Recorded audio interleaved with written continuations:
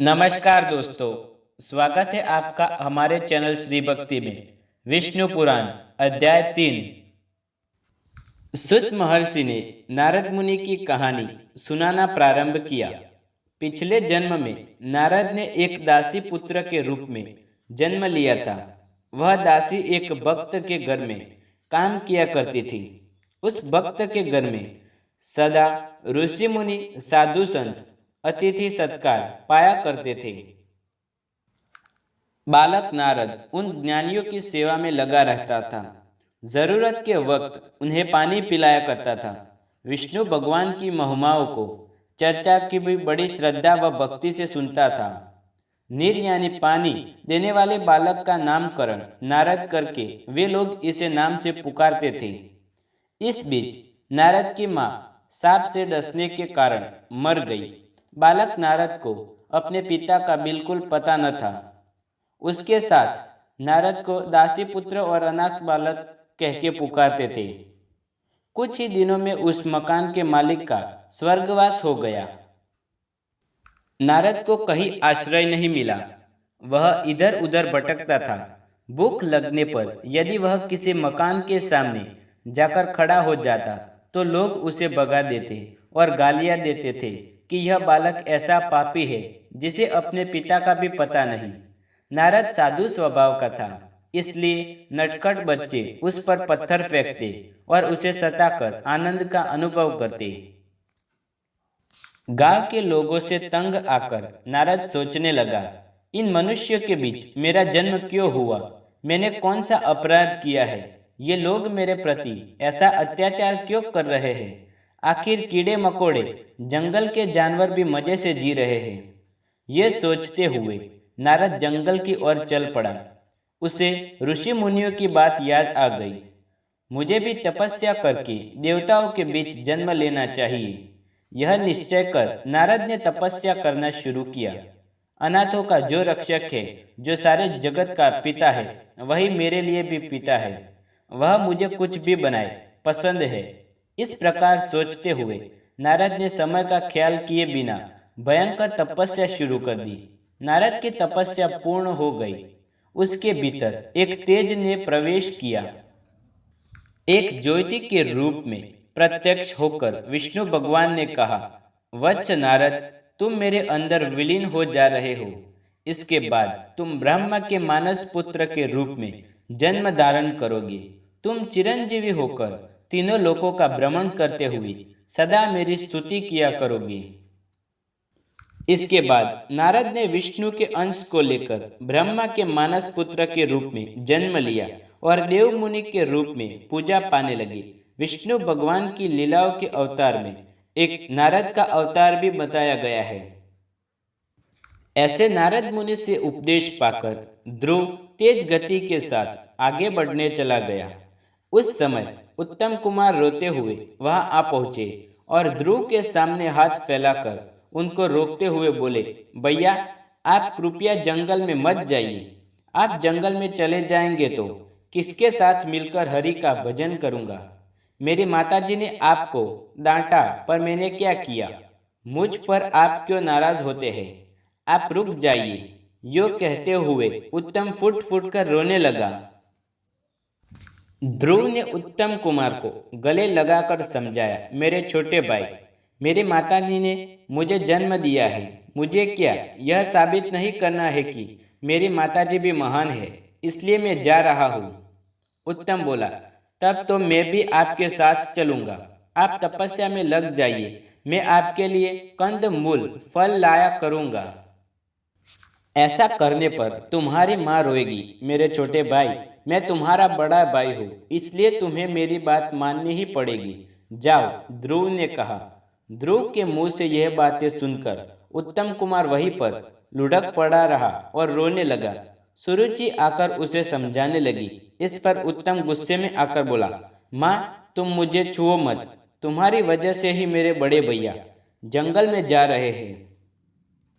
सुरुचि लज्जा के मारे सर झुकाकर अपने आप को कोसने लगी। मैं पापिन हूँ, मेरे ही कारण यह सब हुआ है। इतने में राजा उत्तमपाद पहुंचकर बोले, ध्रुव, तुम रुक जाओ, यह सब मेरी मंद बुद्धि की वजह से ही हुआ है। मेरे राज्य तुम्हारा है, वापस चलो। इस बीच ध्रुव काफी दूर तक चले गए। नारद ने सुनीति से कहा, माताजी, तुम्हारे गर्भ से एक रत्न जैसा पुत्र पैदा हुआ है। तुम अपने बेटे के बारे में बिल्कुल चिंता मत करो, नारायण स्वयं उसकी रक्षा करेंगे। फिर उत्तमपाद की बात मुड़कर नारद बोले, राजन, हम सबको इस बात पर खुश होना चाहिए। आपके पिता और ध्रुव के दादा स्वयंभू मनु के वंश के लिए भी बालक ध्रुव अपार यश का कारण बनेगा। इसमें किसी का कोई दोष नहीं है, यह श्रीमन नारायण का संकल्प है। यह समझकर नारद मुनि सबको शांत किया। मधुवन में बैठकर ध्रुव ओम नमो नारायण का मंत्र जाप करके तपस्या कर रहे थे। यमुना नदी उस मंत्र में श्रुति मिल रही थी। ध्रुव की तपस्या से तीनों लोग कांपने लगे।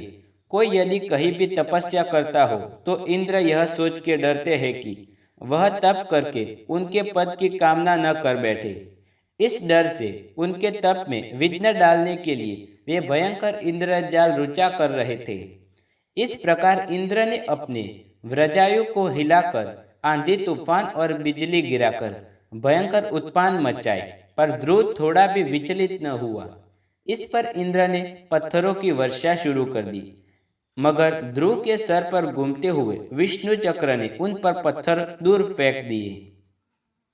उस समय नारद ने जाकर इंद्र को समझाया, आपने ध्रुव को साधारण बालक मात्र समझा है, आप उनका कुछ भी बिगाड़ नहीं सकते।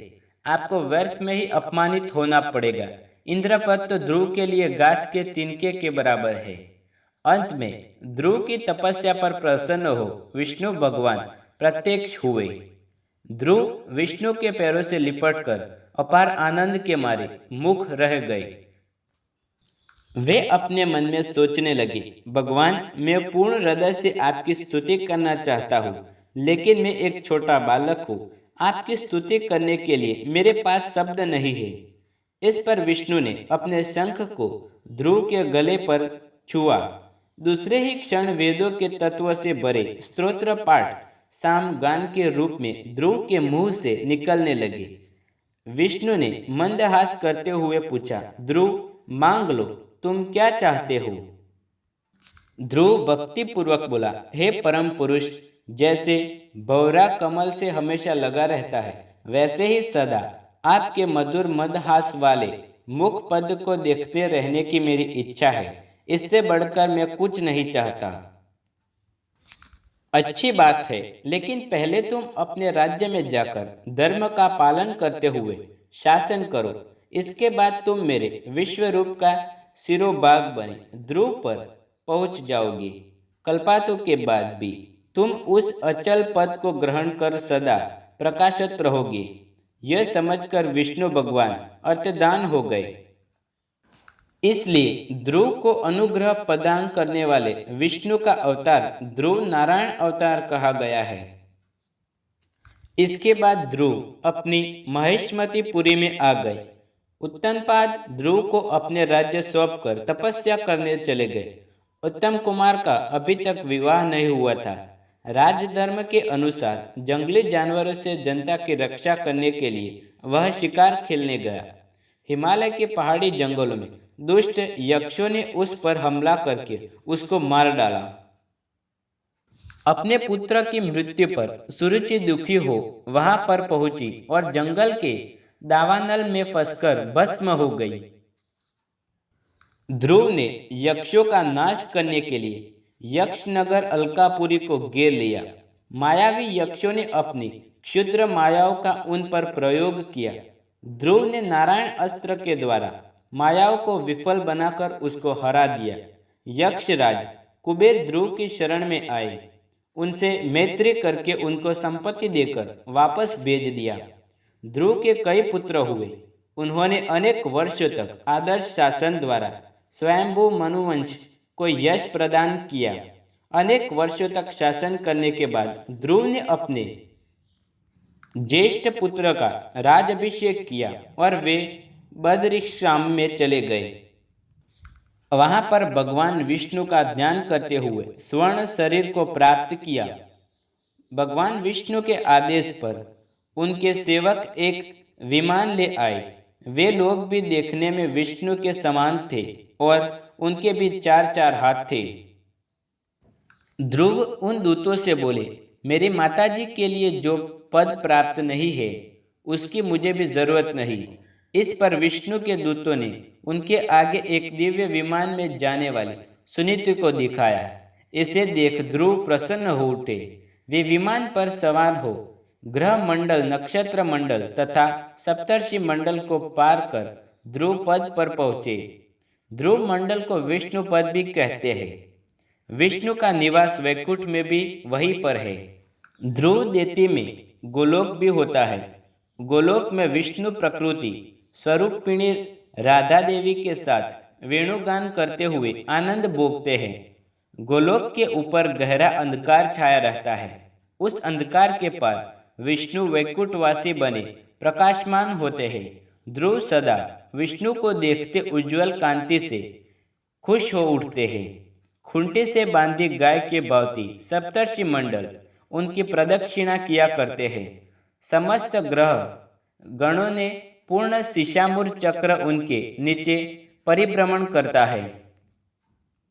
गोलोक के नीचे ब्रह्मा का निवास सत्यलोक, तपलोक, जनलोक, महलोक, स्वलोक, भूलोक, भूलोक नामक 7 उदर्व लोक तथा भूलोक के नीचे अधोलोक कहलाने वाले अतल, वितल, सुतल, रसातल, तलातल, महातल और पाताल लोक, ये 7 मिलकर 14 लोकों के ऊपर विश्व के शिवराग्र पर ध्रुव समस्त दिशाओं के लिए दिशा सूचक बनकर उच्चल पद नक्षत्र के रूप में प्रकाशमान रहते हैं। लगन हो तो छोटे बड़े सभी कार्य साधे जा सकते हैं। इसका प्रमाण 5 साल की उम्र में ही तप करने जाने वाले ध्रुव है। यह ध्रुव की कहानी समाप्त कर सूत महर्षि फिर सुनाने लगे। अगर मत्स्य केवल जलचर है तो कच्छप यानी कछुआ जल और भूमि पर भी चलता है। जल में से प्राणी भूमि पर आ गया यानी जलचर की दशा से भूचर तक का विकास हुआ।